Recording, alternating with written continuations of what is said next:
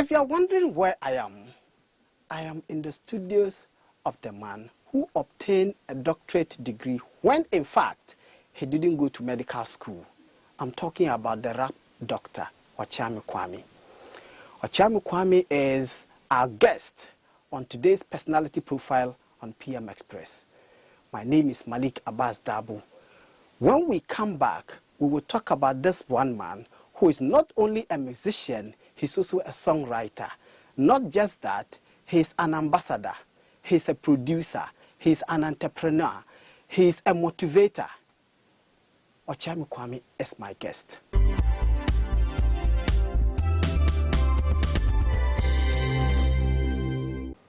You're welcome back. See who we have. As I said to you, this man is a doctor, but he didn't go to medical school. He treats people, he does not use the syringe. He does not even prescribe medicines.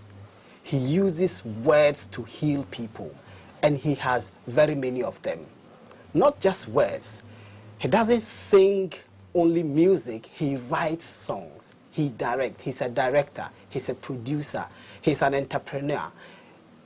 You name it, he's a motivator, he's an ambassador. He's everything.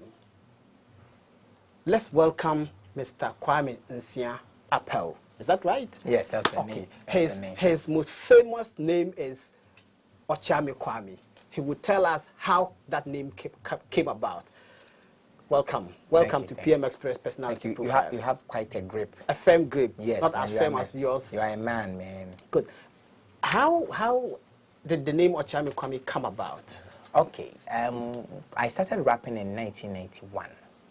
So that was around the time that I had met Okyame Kofi, and we are friends, and rap music had become the jam, and everybody was catching the fever. But I used to be called Wizkid. So in '96, when I found a producer. Oh, so there was a Wizkid before this, one. Before this very popular Wizkid. Okay. You know, so when we found a producer, you should have stuck with that name. It didn't have more originality. It would not show you where I come from. You know, so when we found a producer, then the need for a true name came up. And around that time, rap music was very new. People were very, very skeptical about it. So we needed to find a name that had a lot of respect already. So we took Okyame, went to the court, went to the palace, we took Okyame. So there was Okyame Kofi, Okyame Kwame. Okay. And then we took Okyame because the Okyame already, when people hear Okyame pair, his duties as the mediator between the people and the chief and vice versa, people accord a lot of respect. And given that you are an orator, exactly, it was insane. Exactly. And then, but when we did it, we were very young, thinking in retrospect. But now, the name that we chose gave us a very heavy load, because then, as the Okyame, you must now learn to speak well. You must now learn to behave well. You must now actually mediate between the people and wherever is the source of your knowledge. So we chose the name simply because we wanted people to fall in love with us. You are noted to have an exceptional ability to play with words. Where did that come from? Did it come from home? Did it come from your upbringing? Tell us about childhood. Okay. Should I talk about the words first or talk about childhood? Okay, so talk about the words and tell us whether your upbringing had anything to do with your ability to coin words. To coin words and string them together that is pleasing to the ear. Okay, when I became conscious of who I am, where I was, my surroundings, I realized that my father was very crafty with words, and he had written 6 books. When he was in the university, he actually wrote books to be able to help him finish, because he claims that he's the first person at his age to go to school in his whole family. He won't be happy with you. So he's not alive. So growing up, when my father realized that I had started rapping, then he got closer and tried to find out what it was that I was doing. And then he said, oh, this is just poetry. You're just doing poetry, So he started teaching me, and every book that my dad wrote, he writes like at least 2 pages of poems, rhyme words, So he started teaching me. And I believe that apart from the fact that he personally made it an effort to teach us about wordplay, it's also part of the genes. So even my sister, who has nothing to do with music, can still write poems. My senior brother, who is a bank manager and a pastor, can write music in his sleep. So all of us can write. That's why the brothers are one of the best rap lyricists that we have in the country. So whom has something to do exactly, with your... so it's in the genes. But the person that really, really affected my songwriting or the literature or the poetry in my head was called Lord Marcus. When I completed Form 5, this is in 1992, I failed so bad. You're an old man. Yes, I'm old.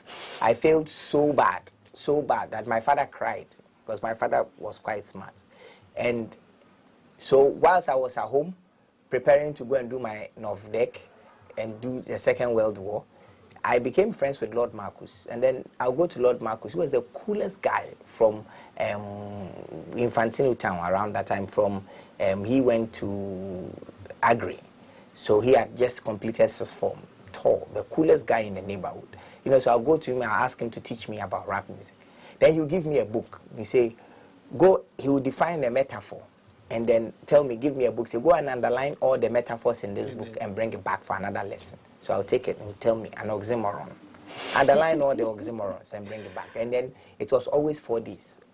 Until I had finished reading the book, I could not visit him again.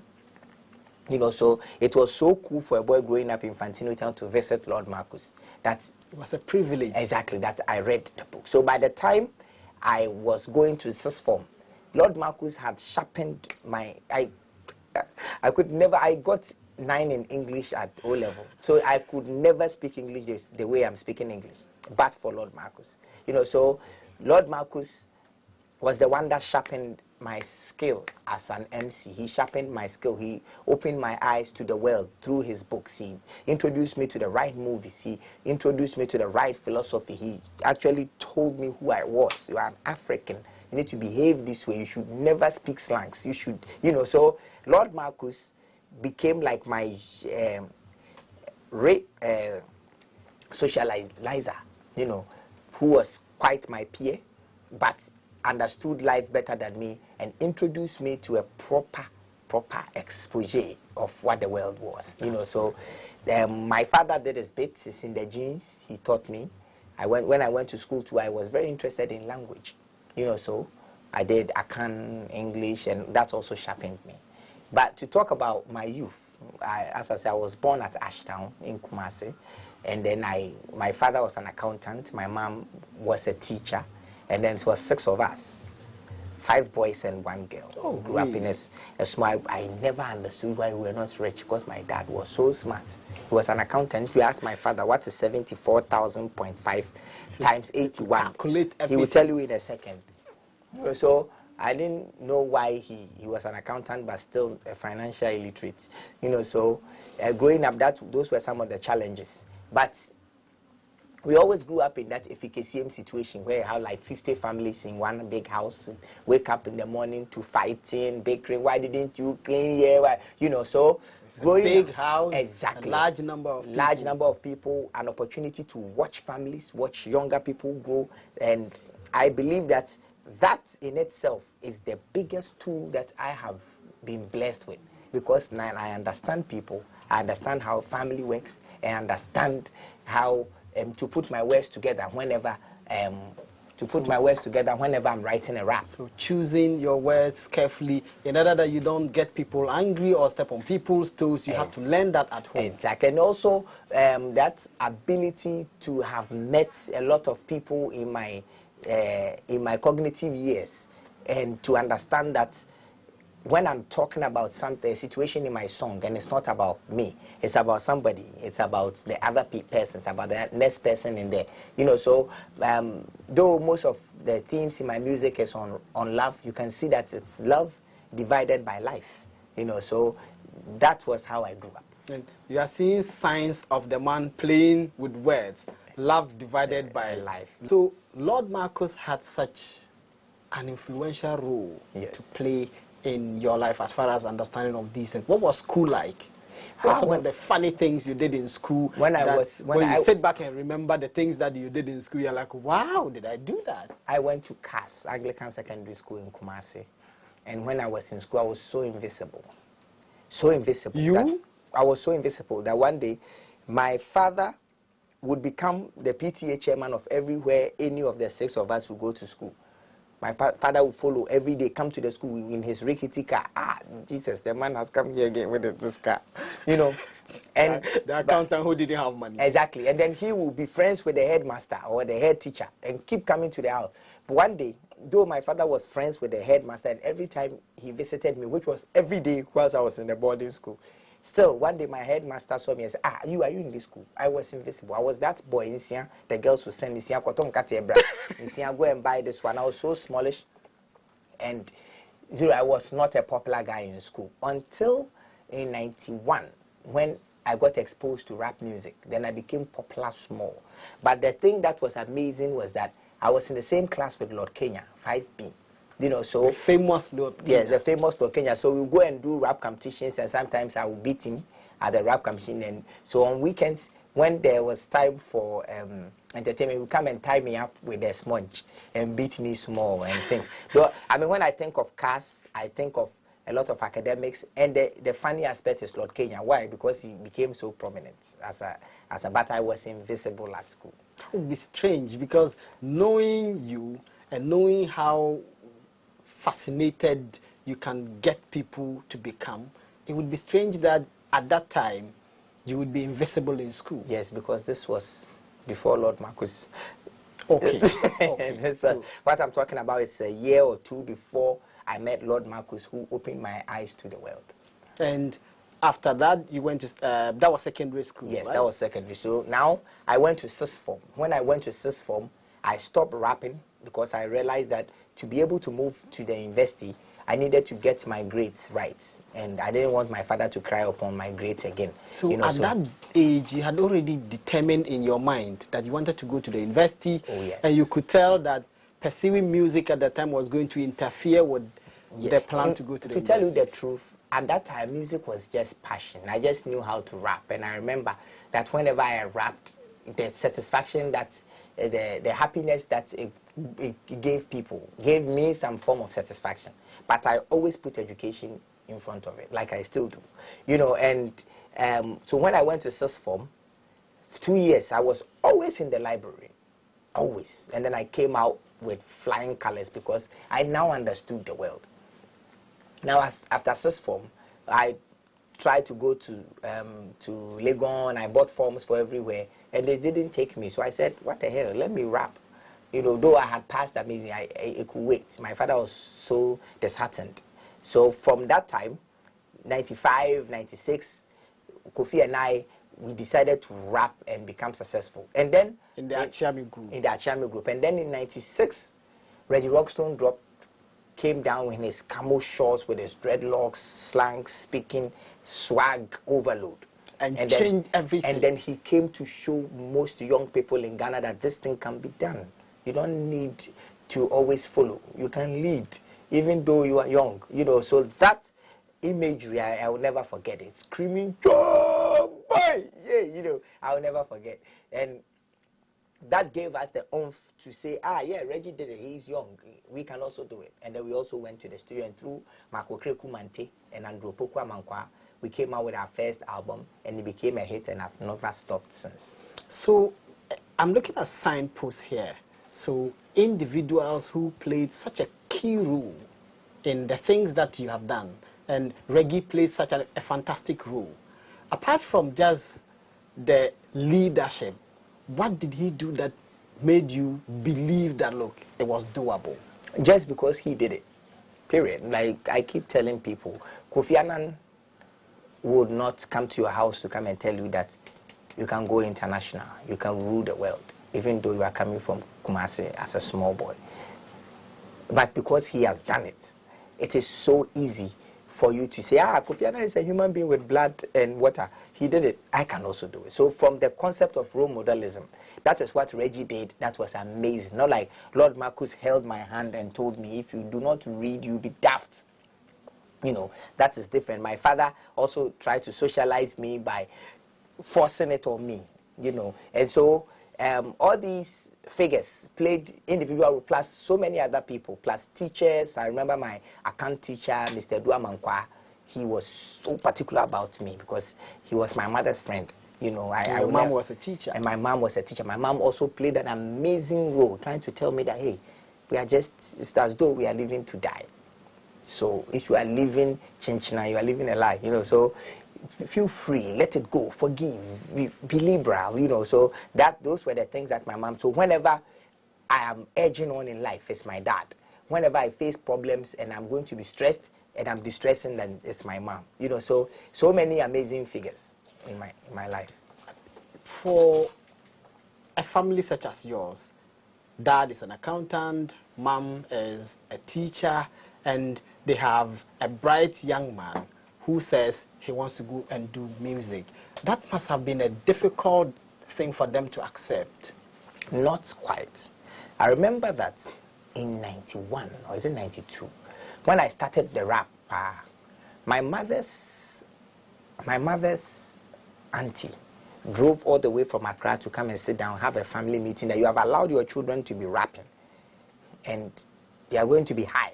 And when my grandmom said, I'm going to be high, she didn't mean it in the sense of I'm going to become a popular person. She said, I'm going to high. Hold that thought. Let's take a break. When we come back, it will be interesting to know how your mom reacted to this information. Don't go nowhere, we'll be back. You're welcome back. We are talking to the rap doctor, Okyame Kwame. So you were telling us about somebody who came to tell your mom about you being rapping, and if you were allowed, you would go high. Yes. How did she react or respond? Okay. This woman actually took my mom in when she was much younger and paid her school fees. So my mom paid her some form of money. My mom is a teacher, and as a teacher, she understands that if you do not let children be what they were born to be, you will destroy their path. And like a river, if you change its natural course, it will spill everywhere. You know, so my mom spoke to my dad about it. I remember when they sat down at the hall, my father was an Asante Kotoko accountant, so everything in his hall was red, seats red, everything was red. And then my father asked her, but if he becomes high, it's a good thing. Was he a stammerer? Exactly. I will never forget that. He stammered. Yeah, Okay. my father stammered. Said, but if he becomes high, he's a good thing. He said, I don't mean high. I mean he will smoke weed and become high. You know, so that night when they left back for Accra, my father made me make a promise that if I'm going to become a musician, I'm going to have the leeway to do whatever it is that I want to do. I must promise him two things. That one, I will never abuse life. And two, I will have at least a first degree, no matter what. He was a visionary man. Yes. Because he gave you the opportunity, but extracted an undertaking from you. Yes. That you will not abuse the opportunity that was going to be given you. Yes. And then I remember, so even 10 years after his death, every day his voice will play in my head. That's one of the main reasons why I went back to the university, you know, and almost everything. Yeah, there are some of them that I do it just to say, yeah, I did it. But there are things that I do it to make him turn in his grave. So let's talk about the music proper. It all started in 91, and with the Okyame group, your first song was a hit. Yes. And then what? Okay, before that, I'm sure you still remember the song. Yes, I do. Give us a bit of it. We wrote so many songs before we got the first hit. And then what happened was that we were doing, at first, Okyame was a group of 3 people. We've always been 3. There used to be Flash Jr. Flash Jr. was a DJ at a place called Copacabana, and I used to live at Copacabana where music was played from Monday to Monday, from morning till morning. You know, so Flash Jr. contributed to my library of songs, high life, reggae, calypso, pachanga, because it was a nightclub and they played music of all types. You know, so Flash Jr. became a member, sort of like a producer, sort of paying money for the recording and also being a part of the recording. And then he went out. And then a young man called Saint Kankam, who had completed Winneba at that time, took over from Flash Jr. And then this Saint Kankam would be the person to teach Okyame Kofi how to play the keyboard. He would give me the fundamentals of music, understanding of high life music. Where does it come from? What is high life? Why is it this way? Chords, progressions, melodies, moods, all that, those things were taught me and Okyame Kofi by Saint Kankam. Now Saint Kankam grew up to become a trumpeter and a saxophonist, and he used to play with Hugh Masekela around the world. Wow. But so Kankam used to be a part of the Okyame legendary group. Hugh Masekela. Yes, used to be a part of the Okyame group. Now what we did was that it was 3 of us, and then whatever raps that we did, we had the saxophone play the same thing in a call and response fashion. So Saint Kankam at a point said, no, I don't want to be a part of it. I want to go my way. But it was the Saint Kankam feeling that made Piku Sly, that time, remember, Embassy Double Do, Gedelai and Piku Sly, yes. Piku Sly saw our performance somewhere at Pole, and then he put us on TV in 96. Now, when we got on TV, Marco Krekumante saw us on TV and said, there are some boys in Kumasi. I have to go and fetch those boys and produce them. And around that same time... And Mark is a music producer. Exactly. Around that same time, Andrew Pokwa Mankwa, who had money to spend on artists, also saw us and put money in us. Now, to cut a long story short, we got our first hit, and Okrekumante played the first 97 February, 14 February on Joy FM. And that day, you remember the date? I remember that I fell down flat where in Marco Krekumante's room at Alajo, who had a single room. That's myself, Lord Kenya, Dasibre Jamina, and some other guy. We were all living there with him, wearing his shoes, eating his food, fighting. Whenever he had issues with his girlfriend, we would go and solve it because the girl, we needed stew for our kinkies, And so, she was making the stew available. Exactly. And we were enjoying it. Exactly. I remember perfectly when he played the song. You remember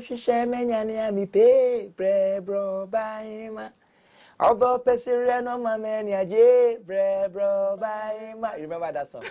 Yes. And I remember that at that time, Reggie Rockstone was playing a lot of hip hop with tree rap. And we wanted to make a difference. Hey, we've known Brandon for a long time. We wanted to make a difference. So we added that hip hop, added local indigenous high life guitars, added the show and traditional drums.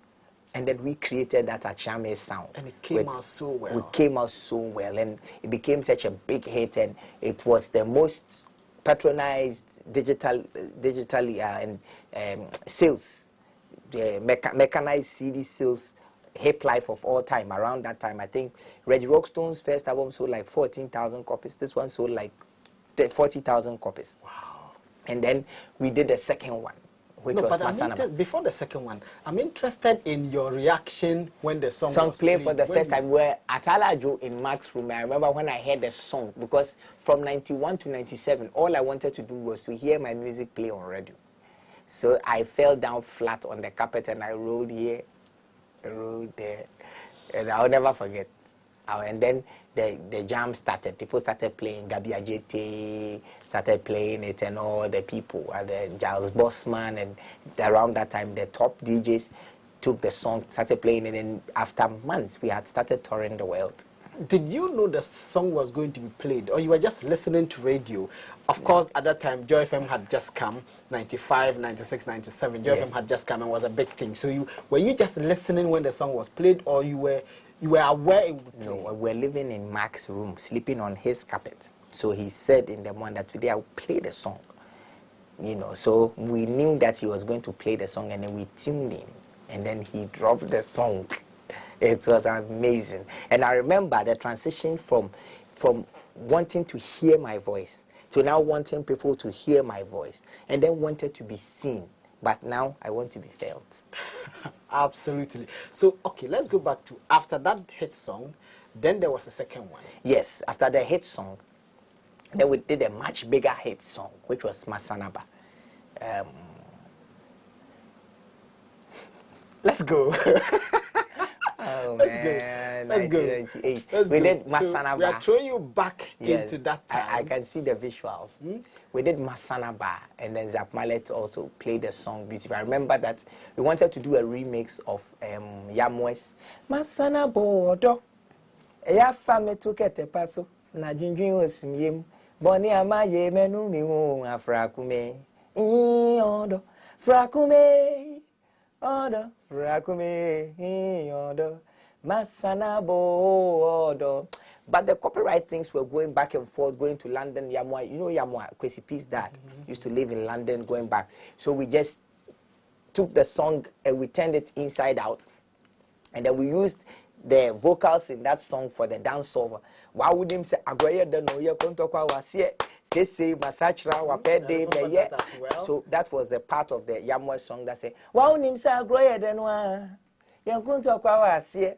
Baby, I'm a call ye, Mija or Dana Media Revu, Afragome. So we took Yamwa's Masanaba and then modernized it and recreated it to make it our own.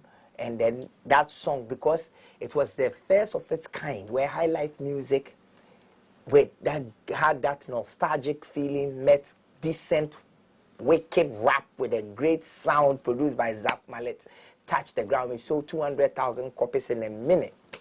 It was the most, yes, it was the most patronized hip life music at that time when Exdo and all those people were playing great music. But Masanaba shot to top of the charts. We had 12 nominations at the GMA. We took award, the first hip life group to take a GMA. We played everywhere, including the Popular Apollo. So you had such a fantastic group, yes, doing great stuff, but the marriage collapsed. Yes, it did. And I'm sure you have answered this question over and over again. Yes, I have. How did that happen? Okay. How did you have a group that was doing so well? So we did so many things that we did. It's a shame that I had to get a master's degree in branding and marketing too. And I had to get a master's degree in branding and marketing to understand in retrospect where we went wrong. After 98, we recorded another album called the Ntwaso album that had Odo, but you might not have heard it because it didn't hit. Okay. And when we started traveling all around, we came back. Remember, Okyame used to have a particular gentle look, because I remember that Mark said, we are going to brand you people to look like the guy next door, a guy that when a girl holds the hand to go to the mom and say, Mom, I'm marrying a musician, this is the guy. The mom will look at your appearance and say, oh yeah, it's this. That was the brand that we were building at that time. When we started traveling to America, we came back in baggy jeans, changed the swag now. We started slanging on radio, and then we started aping the behavior and the way the American artists would throw their hands. And then that alienated the core Okyame fans. Following that following that we had, the people that love the fusion of that traditional mix with the traditional behavior, with the cultural and the value system in place. So when we did the third album, it will fail. And then something happened that made us just go and live in America. Mark was launching Lord Kenya's new album then. Lord Kenya had become so competitive. And then at Bantama, when we went there, and then we screamed, why in the rap? Mama Hope, the people said, Lord Kenya, Lord Kenya. And around that time, I remember we blamed it on everybody. We blamed it on haters. We blamed it on management. We blamed it on lack of money. We blamed it on Payola. We didn't blame it on ourselves. So we decided, if Ghana hates us, we are going crap, because our visas were filled with, our passports were filled with visas. We went to live in London for a while. We went to America. We didn't come back. So 3 years after the line, we decided to come back to Ghana with a one-way ticket, because we saw that no, music is the thing. And when we came back to Ghana, I was broke. What were you doing in the US? I was washing dishes, cleaning cars, doing menial jobs, and the learning. Celebrated musician Exactly. had gone to the US to become a dishwasher. Exactly. Two main reasons. I wasn't too stupid at that time. I was just a little stupid. One of the main reasons was that my father died around that same time, 1999-2000. So we were doing a world tour with Kwadwo. Was it at the Lumba? Kwadwo, I guess. And then my father died. So when I came back to the funeral, I didn't know where even now that I have a master's degree in branding and advertising and marketing, I still don't know where the next paycheck is coming from. But I just trust that it will come and I will pay my workers. You know, at that time I was so young, I didn't know where the next paycheck will come from. So I said, instead of going back to Ghana to continue this hustle, don't forget our third album had failed. That was the 98 one. Exactly. So why don't we just stay here and work? Because here at least we get some money, send some to my younger brothers, Skunta and Stone, and then send some to my mother. You know, so we stayed there. But we saw it wasn't working. So when we came back, I was dead broke. And what I wanted to do was to find a way to bring the feeling back. Okyame Kwame had a totally different perception of how the music should be. There are two main types of musicians. There's the Bob Marley, who is quick to go back and play soccer with his fans and his peers. Yeah. And there's also Michael Jackson, who uses the concept of scarcity and choice. So he stays in the room for 2 years. Immediately he comes at 1 million people will pay tickets to see him. And then he'll go into hiding. Exactly. So Okyame Kwame is Michael Jackson. I am Bob Marley. So when we came back, at that time too, we had grown.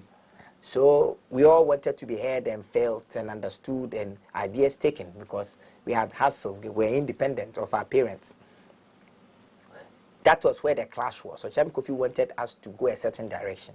I wanted us to go a certain direction. So there was a difference in opinion as to what direction to go. Because when we came back, I remember I went to perform at Nkase's album launch, and people booed me. They had forgotten about Okyame. Totally. So how did that feel like? It must have been humiliating. I remember I went there with Andy Dusty at the beach, and when I was rapping, they didn't get it. It's boo, people were throwing. Hold that one so that we take another break. When we come back, we will hear all about the boos at that performance.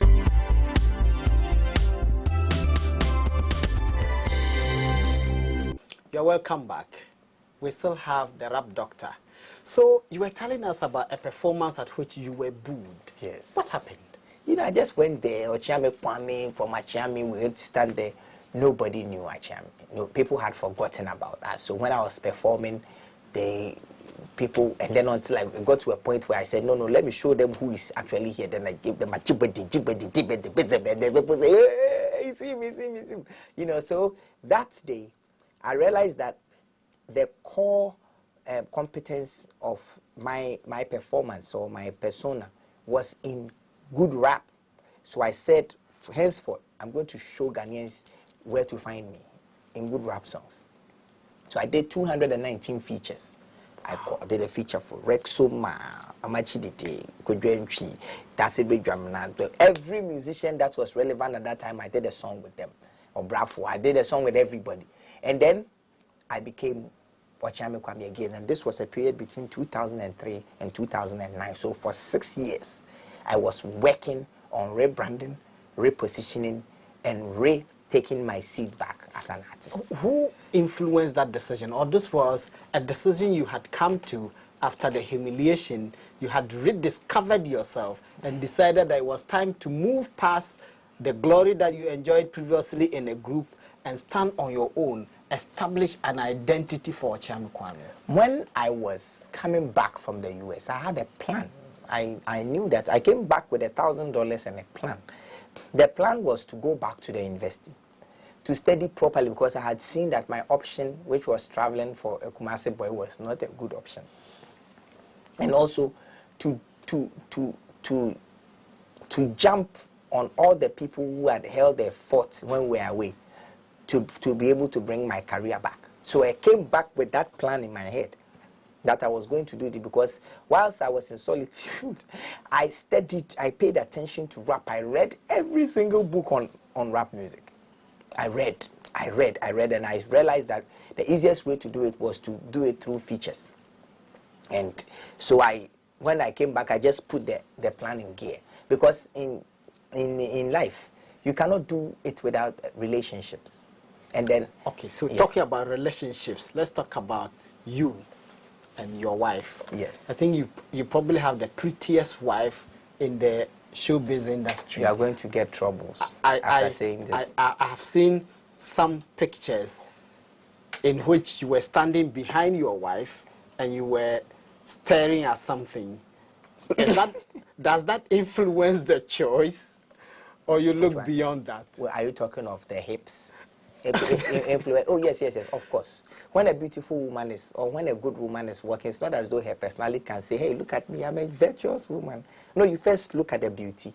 And then when you are able to pass the beauty, you meet the personality. So yes, I'm not even going to pretend that is just all her mind. No, her beauty is very, very important to the marriage. That's why whenever I'm outside and it's 6 o'clock, my friends are calling me, let's go and sit somewhere and talk. I say, no, I'm going home to a beautiful woman. So the beauty is very important. But my wife is more than beautiful. She's very, very, very spiritually strong. She has a lot of intuition and she's smart. She's a challenge for me. At home, the hierarchy is Jehovah, Christ, the man, the woman, children, and the dogs. But if you are not careful, and you have an extremely intelligent wife, she can take over the position.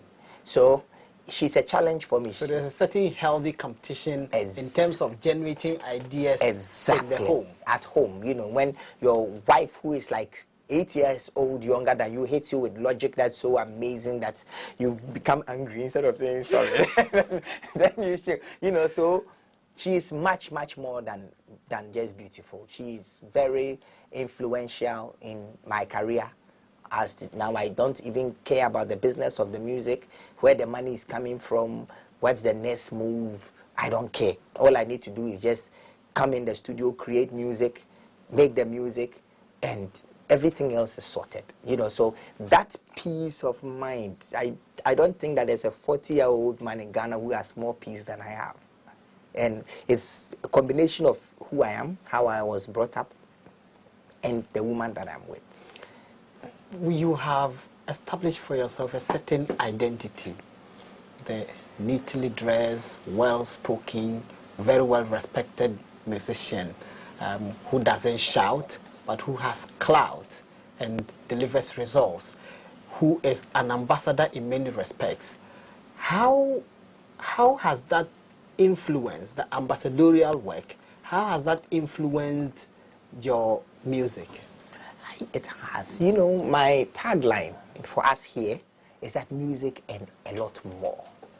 So as an artist, you are creating music consistently for 18 years now. I mean, what else can you do? And then when I came to understand that, okay, we are moving Okyame Kwame from the persona to Okyame Kwame the brand, or from the person to the persona, the brand. We realize that if it's going to be a brand, then it must be about other people. So, yes, everything that we do, we measure it by how many people are going to have a positive impact of this very action, of this very thing that I'm saying. So it's purely about other people. So being an icon for myself, being an icon for Ghana, being an icon for corporations, an icon for AU, all those things are not things that I do for myself. They are things that I'm doing because I have become a brand, and I understand from the same way that Lord Marcus held my hand and changed my life, and he was even a foreigner to my family. That same way, without holding these hands, I can also change their lives through the same concept of role modelism. So to me, I believe that yes, creating amazing music with exciting content is good enough to draw smiles on people's faces. But how do I change their lives? And that one has even become more important to me than creating the music. And that you can see. You rose and fell. Yes. And rose again. Yes. Do you entertain any fears that you may fall again? And no. Does that, if you entertain any fears, does that guide how you carry yourself? There are things that I'm afraid of. Falling as an artist is not part of it. Why? Because everything that goes up comes down. That is the spiritual make of the world. 2, because every brand, every product has an introduction, growth, maturity, and decline. And I understand and I accept it. Even human beings, we die. So when I drop a song, I mean, falling for an artist will mean that I have dropped a song and people don't like it. My style has passed. I will research and drop another one. Find out what do people like. Because I've already told you, it's about the people now. It's more market-oriented. It's not product-oriented. What do the people want now? Oh, we got this wrong. We got that wrong. Blame all of it on me as the leader. then regroup, re-strategize, and then drop another one. You know, so falling for an artist, unless I have climbed the stage and I'm going to say something really stupid, that people are saying, this guy, I've created a dissonance, then that one is difficult. Even that one, with God on my side, we can rebrand. There are things that I'm afraid of in life, like death, like dying before my children can experience me the way I experienced my father. Like losing my wife. That's I'm really afraid of. Or like what else? Like losing my brothers, like losing a family member. Those things I'm afraid of, because technically you don't have a control over. But things like dropping as an artist and picking it up, I've done so many. So many. I should write a book on it. your dad used to write books. Yes, you should follow him. Yes. But what excites Okyame Kwame? It's a lot of things excite me. I like it when a good plan comes together. And I'm not talking about watching your wife from the... No, those ones are private exciters.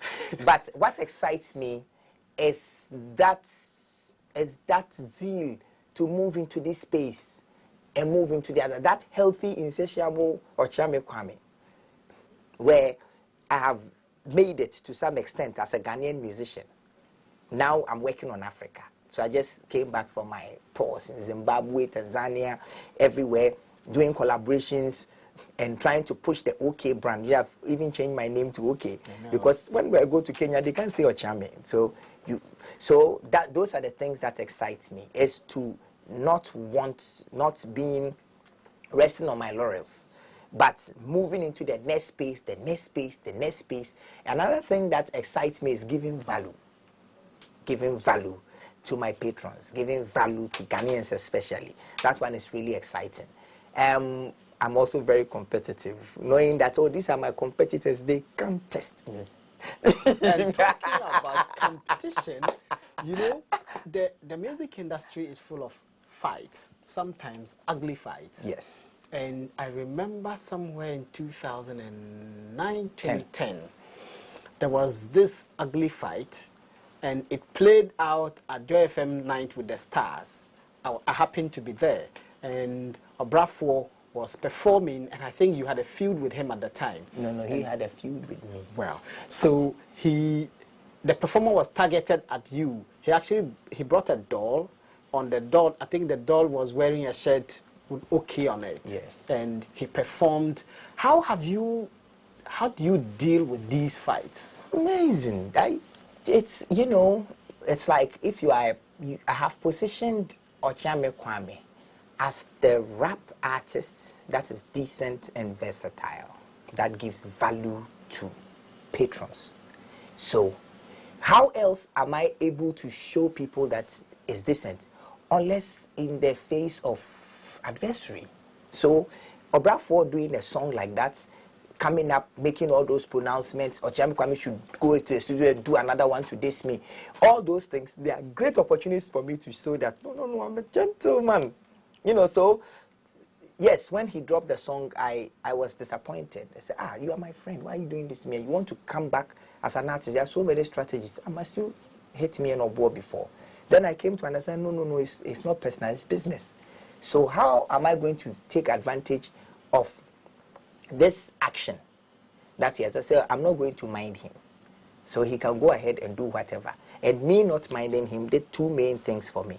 One, it made his fans become endeared to me because I didn't insult their icon.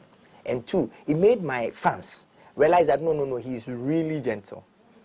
The thing about the beef that I didn't understand was that he was the one that did the song. He was the one that did the video. He was the one that did the performances. But the media always said that Okyame and Obrafo's beef. I said, no, the guy is beating me up. In 30 seconds, where do we see Obrafo? Where do we see Okyame Kwame going from here? We know that just last week or so, you left one of the big telecom companies as an ambassador. You took up some ambassadorial work again. We know your work with hepatitis B and all of that. Where do we see you 2 years, 3 years, 4 years, 5 years from now, a decade from now? In 30 seconds. In 30 seconds. One, I'm going to be a teacher. Next 5 years, by now, I should have my PhD in one of the humanities. But apart from that, the Okyame Kwame brand is going to be a hip life version of what Kofi Annan has become. So a statesman. An ambassador for Ghana. Ambassador for Ghana, ambassador for the world. But one thing that I'm adding to versatile and decent is bold. So very soon, I'm going to become very bold. Okay. We can't end this unless he does a freestyle for us in 15 seconds. Okay. So you will do a freestyle for us in 15 seconds. We know that you are unique. Thank and you. You are gifted when it comes to these things. So in 15 seconds, do a freestyle for us. Okay, man, pese me ye rap ne pay me. Tina mento crap uni mi ochre me. Do dia wia sensro se mo ba ye han no nyi ye sika no. Do dia nsu egu anweachi na ebo pa ye so ne nso ose mani ntwim pa ye so ono ne kire me, ono ne pay me, wa kire me a share me kasa habre mama sorry na ma dore se me hwe ni ye fi so ono no de chair me. Tina mo hu me lion. Hip life say ye na me ne Zion. Grind me MC you can rely on. 18 years in the game already hold. How can I die young? Diamond, me ding cheng iron, me cho hieroglyphics afe na mo cho crayon. Okyame, great. Thank you. It's been a fabulous interview with you. It's been a fabulous discussion. We're inspired by your story. Thank you for granting us this opportunity. Thank you. You've seen him. You can't have a better ambassador than Okyame Kwame. We're profoundly grateful for his time. Thank you. Good night. We will be back next week.